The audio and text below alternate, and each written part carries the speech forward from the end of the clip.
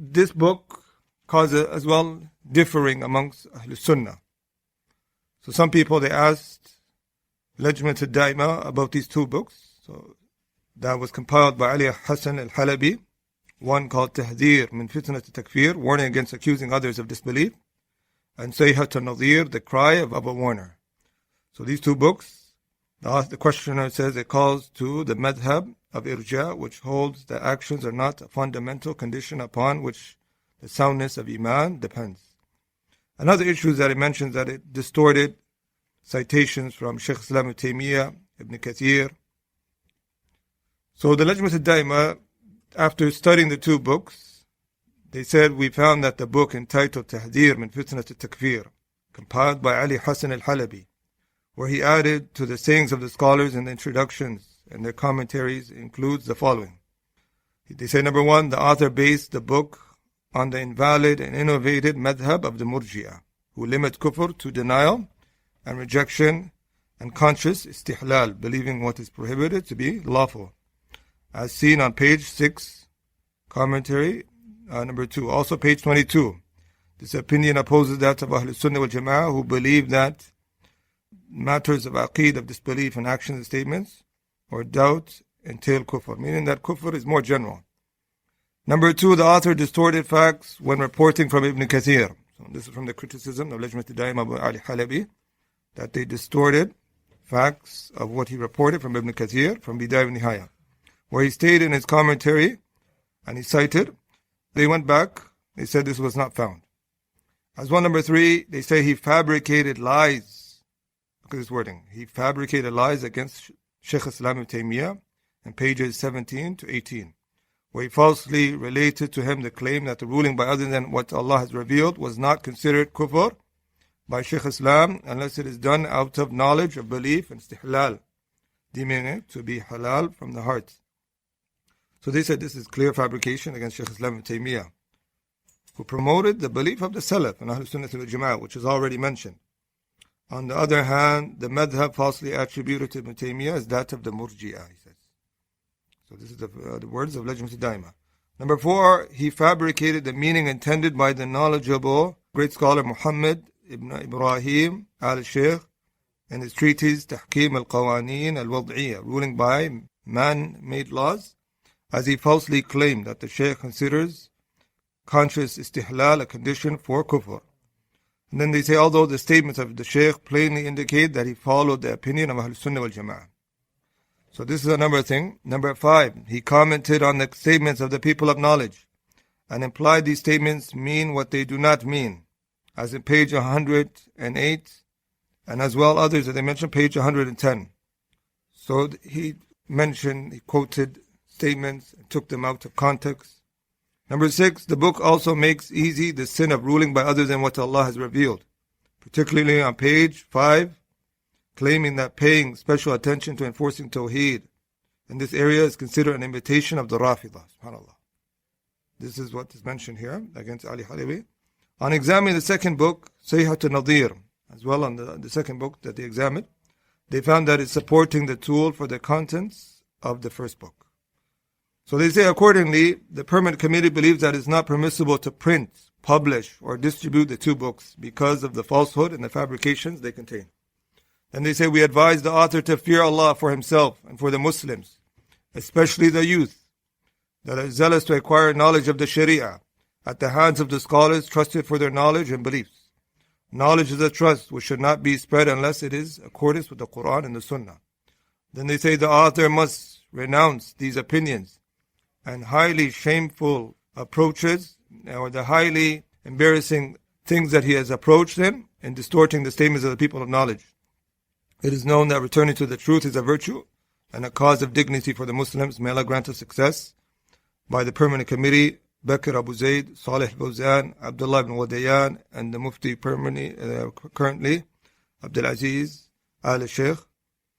So after this fatwa and this advice of Lajnah Daa'imah, Ali Halabi, 1 month right after, comes out with a rebuttal and a response to the fatwa of Lajnah Daa'imah, where he titled it Al-Ajwiba Al-Mutala'imah ala Fatwa Al-Lajnah Daa'imah, where he titled it Suitable Answers regarding the fatwa, the verdict of Lajnah Daa'imah.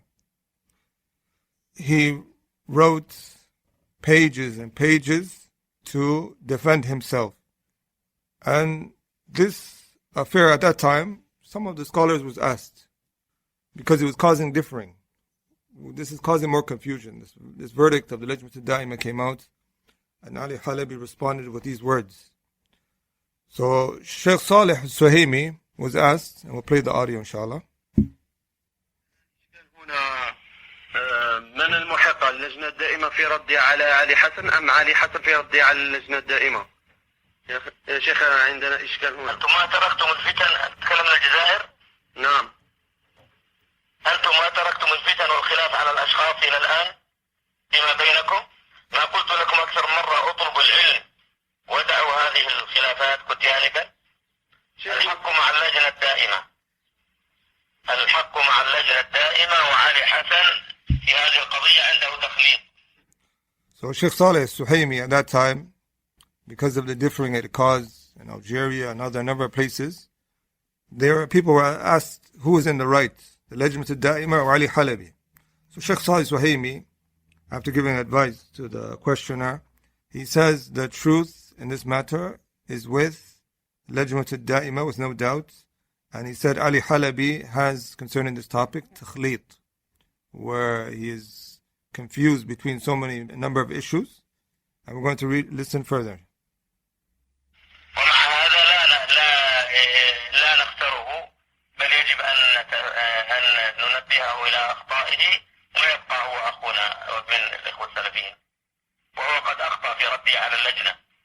لأنه لم يفهم كلام اللجنة أبدا. عندنا هنا بعد يقول أنه من المرجئة، هل صحيح يا شيخ هذا؟ لا يجوز أن يقال أنه من المرجئة، لكنه أخطأ في رده على اللجنة، أخطأ وظالم لنفسه، وقد فتح مجالا للنيل منه من حيث لا يشعر. يا شيخ عند سؤال أما وصفه بالإرجاء فيجب أن نتورع عنه، لكن هو أخطأ 1000 مرة أخطأ، وعنده إطلاقات يدخل منها المرجئة، عنده إطلاقات يخشى عليه أن يستغله المرجئة فيها فيدخلون معه. إطلاقاته هذه كقوله أحيانا إن الكفر فقط عملي واعتقادي والعمل لا يكفر، هذا غير صحيح. So here Shaykh Salih al-Suhaimi clarifies that Ali Halabi was wrong in this topic. He said, I can say 1,000 times that he was wrong and he fell into error. And he said he's still from our fellow brothers. At that time, the Shaykh didn't want from him, and just clarified that some of his statements regarding limiting kufr to certain issues, he said that he's wrong in that affair. As well, in response to the rebuttal that Ali Halabi wrote against Lajnah Daa'imah, a professor wrote a book in defense of the fatwa of Lajnah Daa'imah. He called it Raf'u al-La'imah and Fatwa Lajnah Daa'imah, removing the blame concerning the fatwa of Lajnah Daa'imah. And it was in the year 2002 approximately. So this book was given the preface and the foreword by Shaykh Salih al-Fawzan, Abdul Aziz al-Rajihi, and others at that time, where Shaykh Salih al-Fawzan, he wrote as a preface and advice, he says, فَقَدْ طَلَعْتُ عَلَى رَدِّ الْأَخ الشيخ محمد بن صالح الدوسري على الأخ شيخ علي بن حسن الحلبي في اعتراضاته على فتوى اللجنة الدائمة في موضوع الإرجاء وأقول. He said, I came across the reply, meaning this defense that for the Lajnah Daa'imah's fatwa against Ali Halabi and his objections against the fatwa of Lajnah Daa'imah. He says he's done well. And then in this book, if you read the author over 150 pages, he brings evidences from Ali Halabi's books where he tampers the words of the scholars and distorts them and takes them out of context. So here Shaykh Salih Fawzan acknowledges and said he has done well in his rad against Ali Halabi. And then he said, على الشيخ علي حسن وإخوانه لما كانوا ينتسبون إلى السلف في مسألة إيمان أن يكتفوا بما كتبه السلف في هذه المسألة ففيه الكفاية فلا حاجة إلى كتابات جديدة. he gives some beautiful words of advice to Ali Halabi. He said it was upon Ali Halabi, Shaykh Ali Hasan Al Halabi and his fellow brothers, being that they're ascribing to the Salaf in regards to the topic of Iman, to suffice themselves with what the Salaf wrote regarding Iman. He said there's no need for these new books that causes confusion to the mind and it leads to back and forth. He says this is a great matter. He says the fitna is na'ima, la yajuzu iqaduha. The fitna is asleep. It's not permissible to awaken it. So this fitna that Ali Halabi engaged in, he brought out this whole fitna in the topic of Iman by authoring these treatises and came with ambiguous wordings. Then he says, as well, على الأخ الشيخ علي حسن الحلبي إذا كان ولا بد من نقل كلام أهل العلم أن يستوفي النقل من أول إلى آخره. If he's going to write an author about this topic from the scholars, then he should quote them in their full context from the beginning to the end and bring the scholar's speech in totality from his different books so that what's intended by his speech can become clear. And he said he shouldn't suffice himself by just quoting one part of his speech and leaving another, but really this leads to misunderstandings. So this is the advice that Shaykh Salih al-Fawzan gave at that time to Ali Hasan Al Halabi, that book that was written. So with this, Shaykh Abdul Aziz al-Rajihi was asked if Ali Hasan Al Halabi recanted regarding this topic. We'll play that.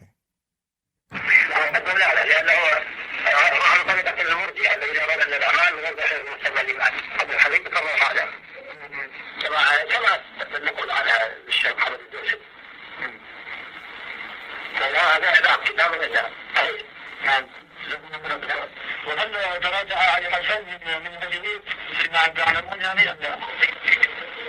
والله ما تراجع كتبت على الحركة الدروسي ووجه اللي يقدروا له من كتبوا يراجعوا الخير ولا الحق فتم هذا له الهداية. So here Shaykh Abdul Aziz al-Rajihi mentions some time after, if the Ali Halabi recanted or admitted any error concerning this, he said from what's apparent he didn't. He said in fact he wrote a refutation on those who wrote concerning this topic advising him, and he made dua, may Allah, we ask Allah to guide him. So all this fitna that was caused, it could have been dealt with by Ali Hasan Al Halabi, just leaving off these ambiguous wordings and accepting some of the advice of the scholars, where it opened doors of even people attacking Lajnah Daa'imah, unfortunately, and having bad thoughts. So some of the things that people were doing to defend Ali Halabi afterwards, they came to say that Lajnah Daa'imah recanted from criticizing Ali Halabi. And we'll play the audio where Shaykh Salih Fawzan tackles this issue. تكلمتم عن ظهور ظاهرة الإرجاع، وقد سمعنا أن اللجنة الدائمة قد تراجعت عن نقدها لكتاب الحلبي وشكري، وأن الحلبي قد قام بزيارة اللجنة وأبان أن الخطأ في هذه الفتوى، فهل هذا صحيح؟ اللجنة ما تراجعت ولا تراجع إن شاء الله عن الحق وبيان الباطل ولا زال من أحد ولا زال ثم ما يتجاوز ما تراجع عن الحق أبدا، بل الواجب هو أن يتراجع عن الباطل ويتوب إلى الله عليه. نعم. So here, Shaykh Salih Fawzan was asked if the Lajnah Daa'imah recanted from criticizing Ali Halabi concerning those issues.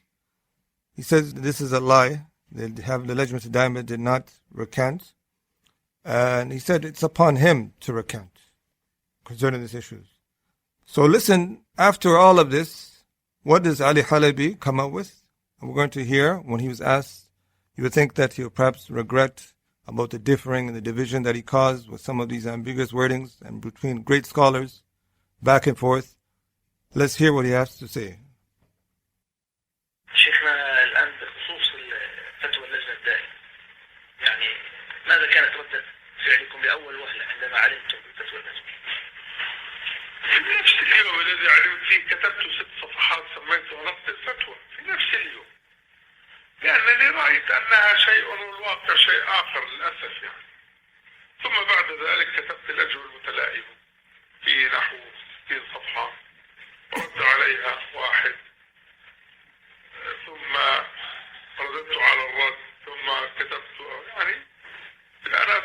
في الفتوى الإجزائية ممكن كتبت أكثر من 1200 صفحة إذا لم يكن أكثر. شيخنا هل الآن يعني يأخذكم الندم على شيء؟ بالعكس أنا أقول الآن. He comes and mentions that the moment the Fatwa Lajnah Daa'imah came out, he wrote a rebuttal against it. And then he said he wrote a number of pages in defense of himself concerning it. And so the questioner asked him, did you regret in any way regarding it? He says, bil'aks. And the opposite, I didn't regret at all. يعني الأيام جاءت لتثبت صحة ما قلت وخطأ ما خالفني به غيري. He says the days came after to show that I was right and those who criticized me were wrong. Okay, so this was led to why some scholars later on, when they were asked about him and some of his works, in particular Shaykh Abdullah Ghudayan, before he passed away, he was asked about Ali Halabi, and we're going to see his answer. سؤال ثاني. يا شيخ عندنا دعاة هنا في الجزائر ينصحون بأبي حسن عبد الحميد الحلبي. والله ما أعرف هذا. لا، عبد الحميد هذا يتركون، يعني هذا هو الذي يقود مذهب المرجئة في المملكة. نعم. So Shaykh Abdullah Al-Ghudayan was asked about Ali Halabi. So he says to abandon him. Here he warns, he says, for really this person is at the lead of those who have the ideology of the Murji'ah, meaning he opened the door for these people. He opened the door, and even if a person says he doesn't have the sexual belief, but he actually, by some of these ambiguous wordings, he opened the door for some of these individuals. So that was one fitna that Ali Halabi, up until today, did not recant or clarify any type of regrets regarding this issue of what was criticized. As well, another fitna that took place and divided the people, which played a big role, was in the year as well, from the beginning of that time, 2001. The fitna of Adnan al-Ar'ur.